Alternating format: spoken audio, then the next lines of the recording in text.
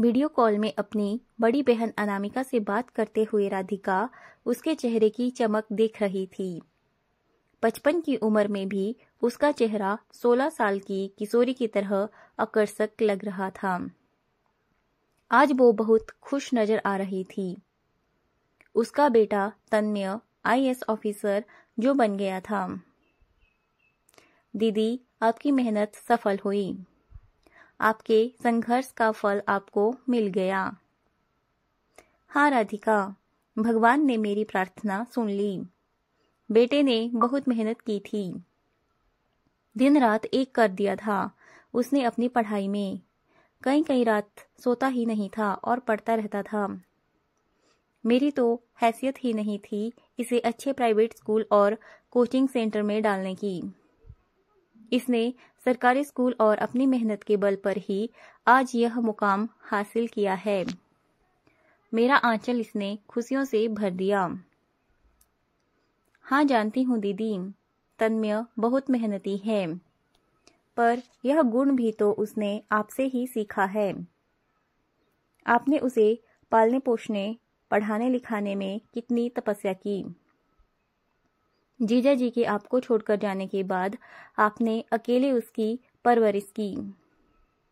आपके ससुराल वालों ने भी आपका साथ नहीं दिया और अब बड़े शान से कहेंगे कि उनका खून है, तभी इतना होशियार है और बड़ा अफसर बन गया।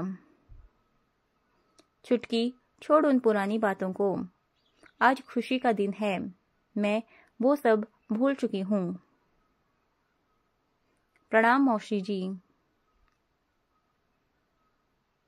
तभी तन्मय की पत्नी कोमल ने अपनी सास के पास बैठते हुए राधिका से कहा, मौसी, आप तो माँ से ज्यादा बूढ़ी दिख रही हैं। ऐसा लग रहा है जैसे माँ आपसे उम्र में छोटी है। राधिका झिमचाती है और अपने मोबाइल के स्क्रीन की एक कॉर्नर पर अपने आप को गौर से देखने लगती है। बालों की सफेदी और चेहरे पर असमय आई यह झुर्रियां उसे उसकी उम्र से 20 साल बड़ा कर रही हैं। वाकई वो अपने से 8 साल बड़ी बहन से बड़ी लगती है देखने में। उसकी बहन के चेहरे की चमक के आगे उसका चेहरा मुरझाया हुआ सा लग रहा था। ऐसा नहीं था कि वो अपनी बहन के बेटे की इस जोरदार सफलता पर खुश नहीं थी। वो तो उसे अपना बड़ा बेटा ही मानती आई है। 11वीं कक्षा में ही तो थी राधिका जब तन्मय का जन्म हुआ था। वो उसे बेटू कहती और सबको बड़ी खुशी से बताती, यह दीदी का नहीं मेरा बेटा है, मैं ही इसकी माँ हूँ। राधिका की माँ समझाती, ऐसे नहीं बोलते, सब तुम्हारा मजाक उड़ाएंगे, तुम इसकी मौसी हो। राधिका की नजरों के सामने तन्मय के जन्म का वो दिन याद आ गया। अरे मेरी बहना रानी कहाँ खो गई? तू तो मेरी गुड़िया है। यह ऐसे ही बोलती है, मैं तुझसे बड़ी हूँ और हमेशा रहूंगी। तू बहुत प्यारी लग रही है, इसकी बात का बुरा मत मानना। नहीं दीदी, कोमल बिल्कुल ठीक कह रही है, मुझे उसकी बात का बुरा नहीं लगा। अच्छा दीदी, मैं बाद में बात करती हूँ। इतना कहकर राधिका ने फोन काट दिया। उसकी सास उसे बुला रही थी। लगता है आज रसोई घर में कदम नहीं पड़ेंगे महारानी के। फोन से फुर्सत मिल गई हो तो पधारिए नीचे, और अगर तुमसे नहीं होगा तो बता दो, मैं ही बना देती हूँ खाना, और तुम अपनी माँ बहन से फोन पर बात करती रहो। किसी को इस घर में किसी की पड़ी ही नहीं है। रोज के इन तानों ने ही तो उसे समय से पहले बूढ़ा बना दिया था। खुशी का एक पल भी वो किसी के साथ बांट नहीं सकती। अपनी बहन के बेटे की सफलता से आज वो भी बहुत खुश है, पर यहाँ उसके ससुराल में उसे जैसे खुश रहने का अधिकार ही नहीं है। ननद अपने छोटे बच्चे को छोड़कर अपनी नौकरी के लिए दूसरे शहर में रहती है। सारा दिन घर के काम के साथ राधिका अपने भांजे को संभालती है। उसका बेटा तो मेडिकल की पढ़ाई करने के लिए हॉस्टल में रहता है और कभी कभार छुट्टियों में आता है। सबको चाय नाश्ता देने के बाद ही तो 5 मिनट बहन से बात करने बैठी थी, कई दिनों के बाद। जब उसकी बहन फोन करती तब उसके पास समय नहीं होता फोन छूने का, और जब कभी वो घर की साफ सफाई करते वक्त बहन को फोन लगाती तो वो नहीं उठा पाती। संजोग से आज दोनों बहनें फ्री थी एक ही समय पर। ऐसा ही तो लगा था राधिका को जब शाम के चाय नाश्ते के बाद वो अपनी बहन से बात कर रही थी। रात का खाना बनाने के लिए अभी काफी समय था, पर अब सासू माँ की आवाज सुनकर माथे पर आंचल रख तेज कदम से अपने कमरे से निकल सीढ़ियां उतरती है और रसोई घर में आ जाती है, जहां सिंक में जूठे कप गिलास और नाश्ते की प्लेटें उसका इंतजार कर रही हैं। वो फटाफट उन बर्तनों को मांजने में लग जाती है। अपनी बहन का अतीत उसके सामने जीवंत हो उठता है। 25 साल पहले का वो दिन जब उसके ससुराल वालों ने अनामिका को मारने की कोशिश की और वो अपनी जान बचाने के लिए भागकर अपने मायके आ गई थी। लोक लाज के डर से उसकी ही माँ ने कितना समझाने की कोशिश की थी कि बेटी, ऐसे ससुराल से भागकर नहीं आना चाहिए था तुझे।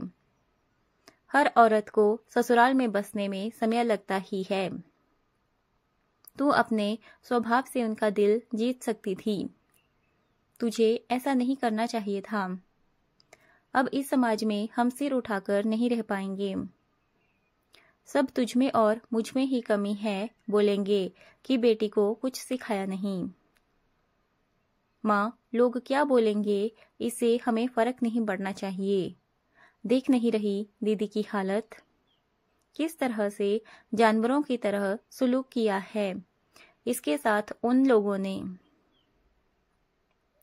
राधिका चीख पड़ी थी उस अपनी माँ पर।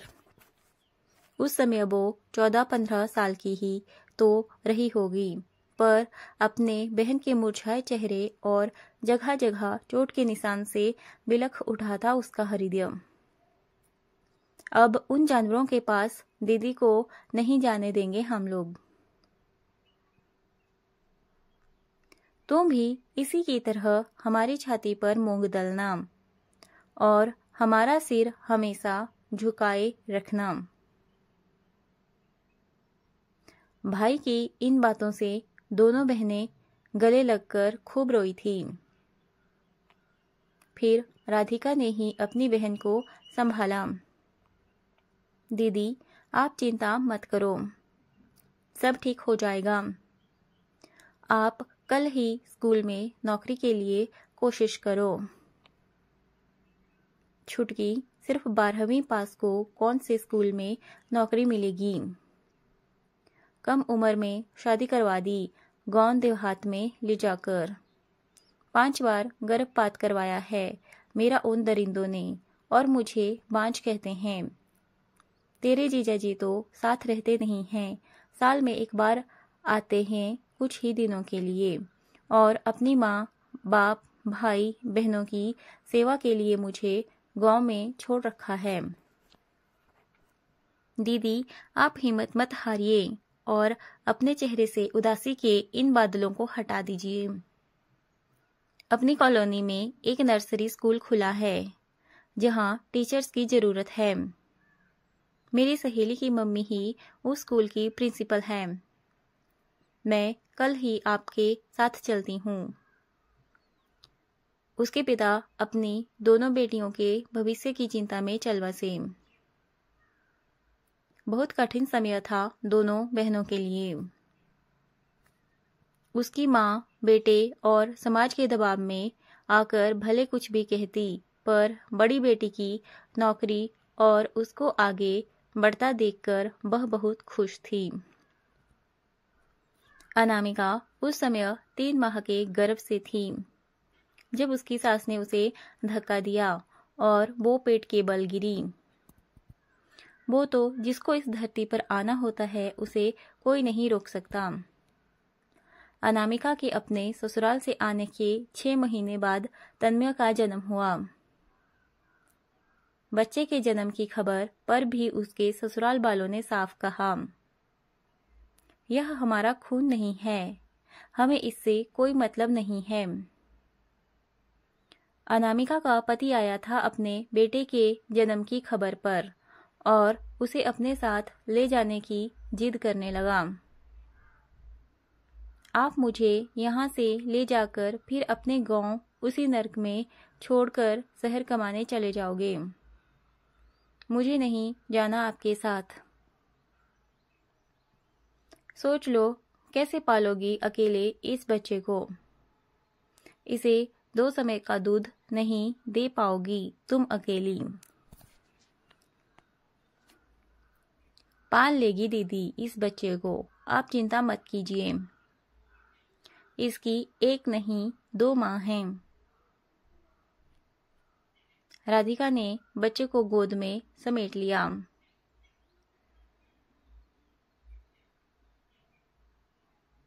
मैं इसे आपको नहीं ले जाने दूंगी जीजा जी। आपको दीदी के साथ रहना है तो आप भी यहीं रहिए। राधिका की बात मान ली थी उसके जीजा जी ने और कुछ महीने सब ठीक रहा। फिर एक दिन वो अनामिका से झगड़ा करके चले गए जब उसके भाइयों ने अनामिका के बारे में उल्टा सीधा बोलकर उसके कान भरे। तब से अकेले ही तन्मय को पाला पोसा, पढ़ाया लिखाया और उसकी शादी करवाई। तन्मय की पत्नी कोमल बहुत ही समझदार और परिवार के प्रति समर्पित रहने वाली है। वह अनामिका के जीवन में खुशियां ही खुशियां हैं। बुरे दिन ज्यादा दिन तक नहीं रहते। अपनी मेहनत और लगन से हर समस्या का समाधान इंसान खोज ही लेता है। मायके और ससुराल कहीं उसको कोई सहारा नहीं मिला। बस राधिका हमेशा अपनी बहन के साथ रही। राधिका ने अपनी बहन का हमेशा साथ दिया।